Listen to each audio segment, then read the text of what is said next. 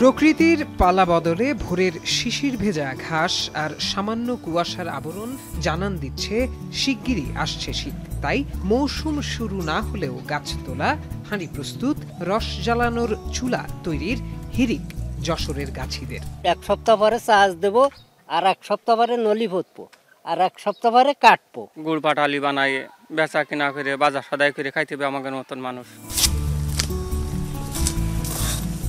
যশোরের তালবাড়িয়া গ্রামের বশির আলী রস সংগ্রহ করে তা থেকে পাটালি গুড় তৈরির পর বিক্রি করেন। জানালেন, গাছ থেকে রস সংগ্রহ করা কষ্টের কাজ হওয়ায় দিন দিন কমছে গাছির সংখ্যা। অন্যদিকে নতুন প্রজন্ম এই পেশায় তেমন আগ্রহী না, বেড়েছে উপকরণের দামও।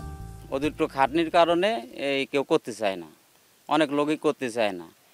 এই আমি করি, আর একটা লোক আছে সেও করে টুকটাক, খুব কম। আর কয়েকদিন পরেই রস সংগ্রহ করে মেঠো পথ ধরে নিরন্তর ছুটে চলবেন এখানকার গাছিরা। সংগ্রহ করা সুমিষ্ট খেজুর রস থেকে তৈরি হবে পাটালি গুড়, যা স্থানীয় চাহিদার পাশাপাশি যাবে দেশ বিদেশের বিভিন্ন প্রান্তে।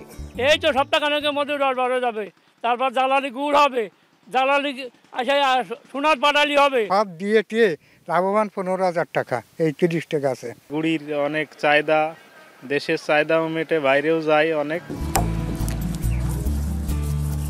গুড় পাটালির নির্ভেজাল স্বাদ ও ঐতিহ্য ধরে রাখতে নতুন করে খেজুর গাছ রোপণের পাশাপাশি গাছিদের প্রশিক্ষণ, উপকরণ সহ বিভিন্ন সুযোগ সুবিধা দেওয়ার কথা বলছে কৃষি বিভাগ। প্রতি বছরের ন্যায় আমাদের যে গাছি আছে, নিরাপদ রস ও গুড় সংগ্রহ করার জন্য তাদেরকে আমরা প্রশিক্ষণের আয়োজন করে থাকি।